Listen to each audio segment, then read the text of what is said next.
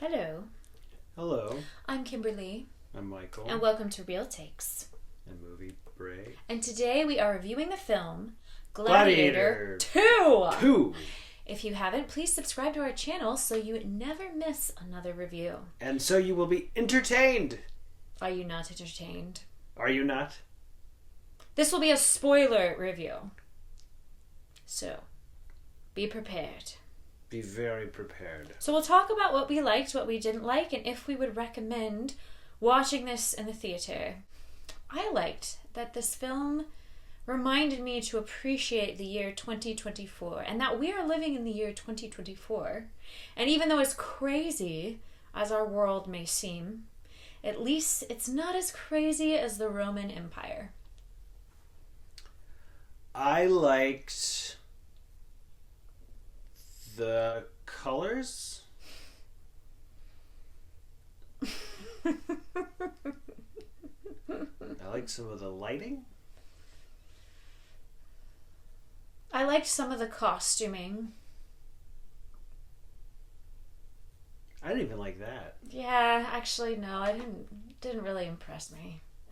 That's a stretch to say I liked the costuming. I wasn't bothered by the costuming. Let me just say what I didn't like, because I hate this movie. This might be the worst movie that we've done so far of like newer films that we've reviewed. This is terrible. This is awful. So bad. The casting is awful. They bring back Lucius? Lucius, Or the mother. this is the actress that played the mother. Yeah. I can't remember her name from the first film. She's a good actress. Priscilla or whatever. They bring her back, and she's a good actress, but man, it's like the scenes with her, the cutting to her in the scenes in the Colosseum where she's like,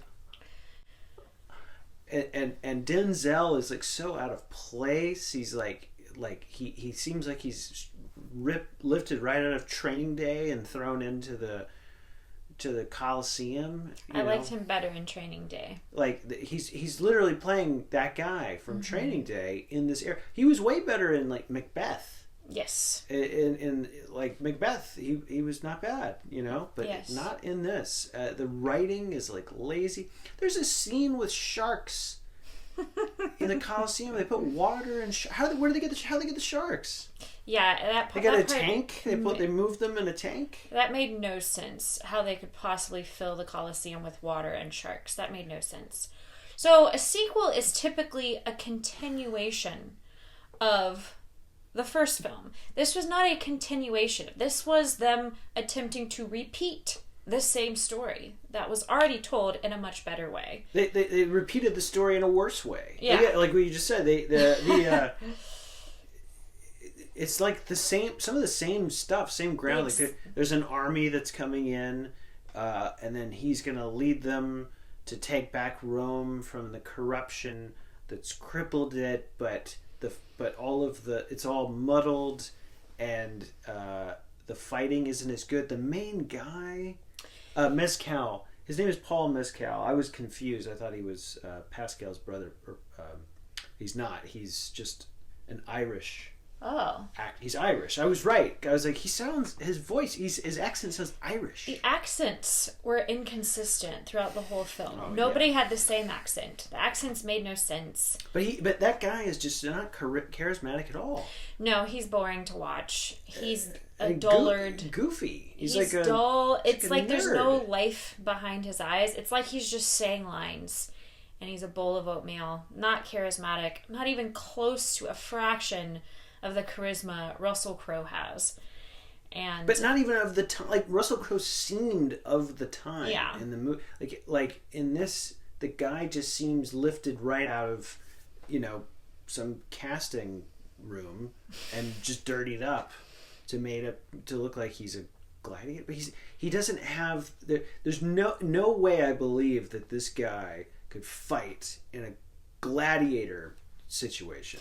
They tried to repeat the same plot points, basically the same story, and they repeated it in a way that was way worse. It's almost like it's disrespectful towards the first one. I was angry because the first one is so good, is so great and so poetic and beautiful, like the Odyssey or Julius. It's Shakespearean.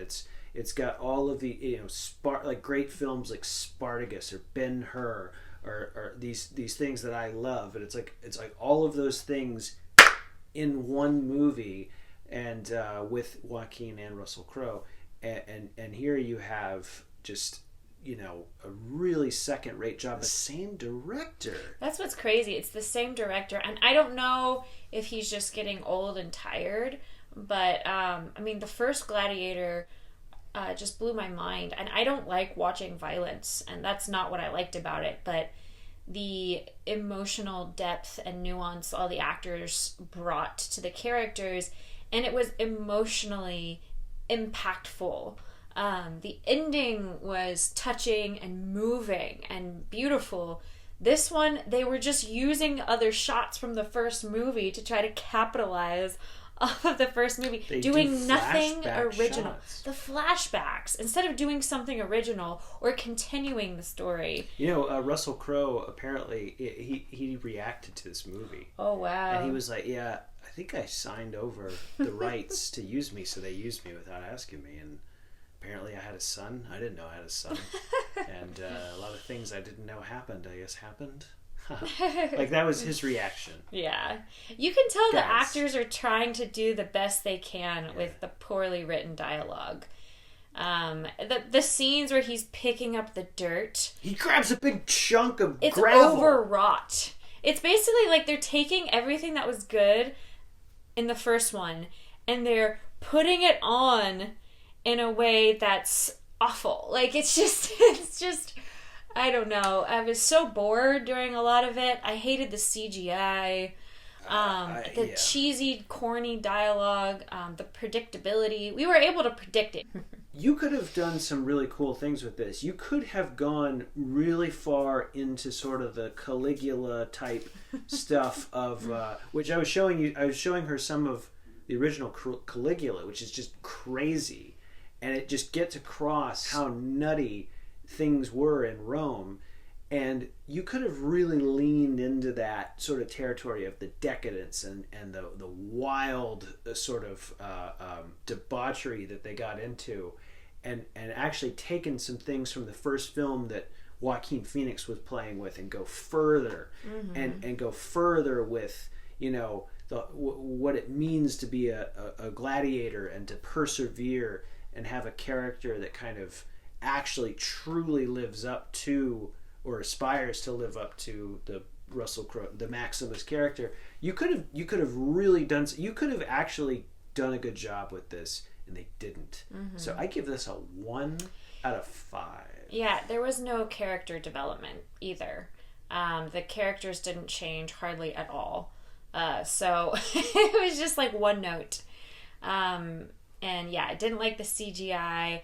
I didn't really believe any of the relationships. I felt like they were phoning it in. So just in every capacity, I would give this a 1 out of 5. And just like they say, a friend to everyone is a friend to no one. So if you don't ever review a movie and give it a bad rating, chances are you're not being real. So this is our real take. We're being really honest, and we are being very authentic when we say we did not like this movie, and I would not recommend wasting money on it. Because if you do, you're just going to feel like doing this.